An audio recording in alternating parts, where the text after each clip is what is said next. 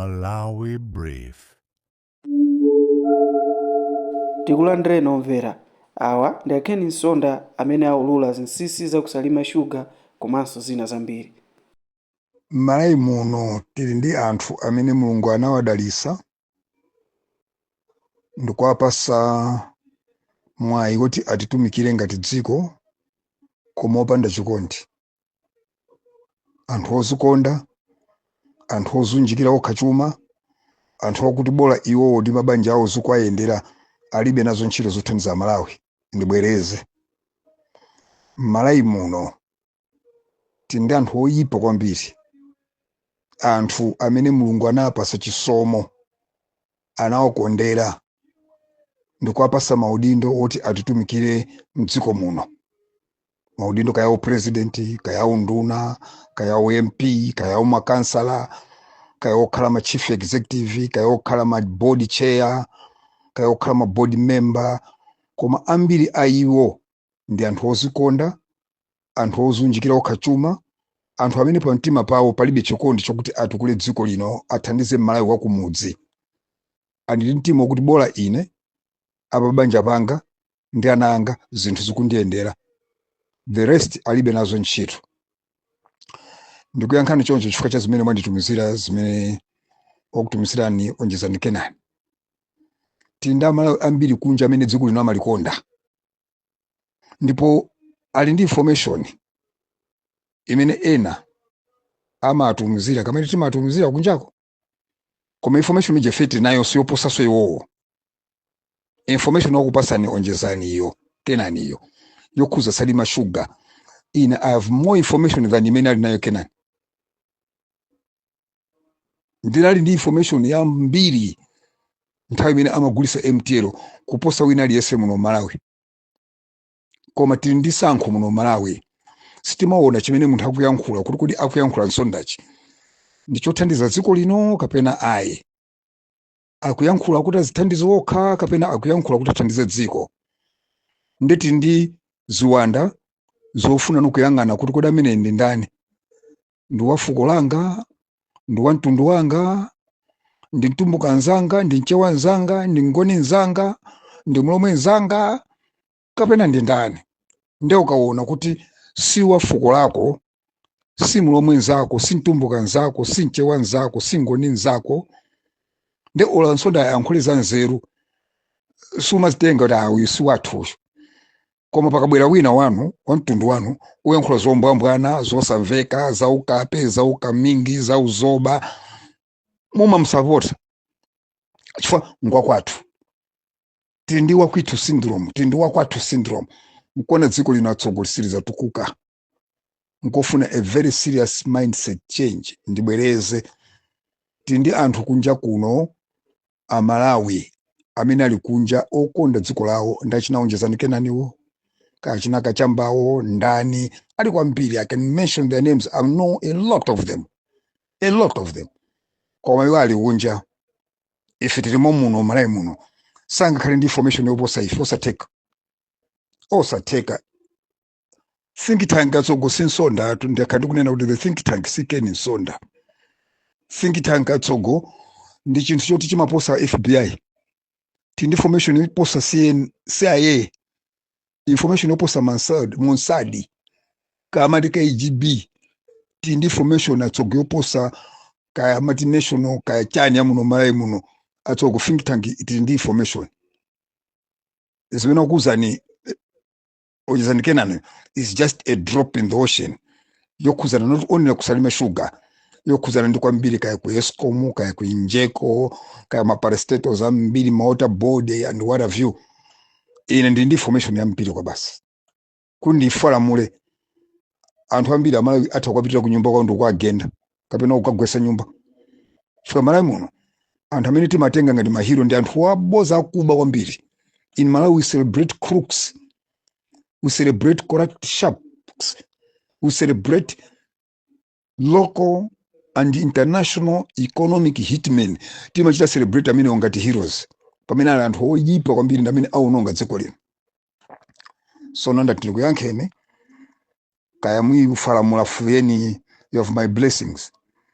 ine ndimakandi information anthu ambiri maona awatsogonda anthu opanda chikondi nkona pena pake ndimati ndikafuna upanga express my whole political anger ndimati politics ya Malawi 90% is full of satanic worshippers. 90% ya anthu amene apanga ndale muno Malawi 90% they are satanic agents, demon possessed people.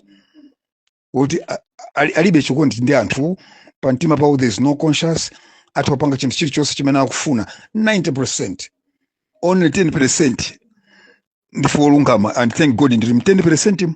90 andale maona muno Malawi they are satanic worshippers, they are demon possessed. Anthu kuti kukhala nawo kumacheza nawo utakudabo kuti kudawa akuganiza kapena anthu andi umunthu kapena umunthu mulibe. Unfortunately ndanthu amene Malawi samaombera m'manja ndikumaona ngati anga athandize pamene zochitika pansi atsoko. So yes, Salima Sugar, well, it's nice and it's good that Onjezane has got that information, but I've got more than that information. And for your information, do you know, kuli munthu amene akhala akulimbana ndi kuti Malawi avutike ku Salima Sugar mpaka na kuitengera company ija kukatenga injunction kuonesesa kuti Salima Sugar ija akuba agaone ndalama. Munthu wake panopo ali mboma. Panopo ndiye ndi wamkulu mboma ndamene akusugulira za ligo. Nkona panopo akuthamanga kuti let's set out of court. Shona inso particholowa chake pamene. I know the guy. I even know his name. I even know his law firm. Ali pasogolo ndamene anayesesa kuti amwenye ajakuba anabwera kuzaba ndrama za Malawi popanga establish Salima Sugar. Ndrama zijagawane ndi amwenye.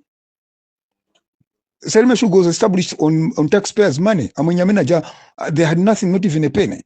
Ambira janali okweza makatoni ku India uko. Anable sapato lo slippers analibe. The government of Malawi took ngongole loan ku bank $15 million. Ndiko apasa mwenyajo kala ngati capital. Iwonso sana perekeso yonse. Anangobweresa 17 million. Ina anagawana ndi anthu. They had nothing. Sovereign guarantee mene anatenga aboma to get a loan ku bank ndiko apasa mwenyajo kala ngati ndi capital yawo ni ndalama za Malawi. Amwenyajo they had nothing, not even one tambala. They were fake investors.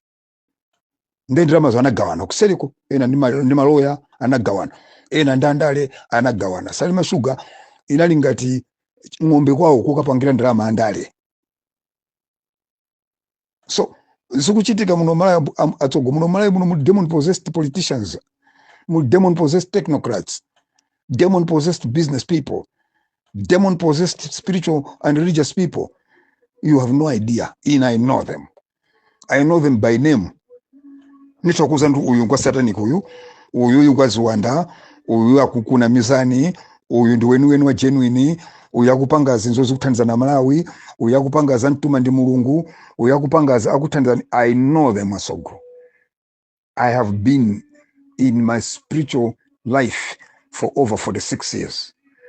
I have been in frontline active politics for 30 years. I have been in business for 45 years.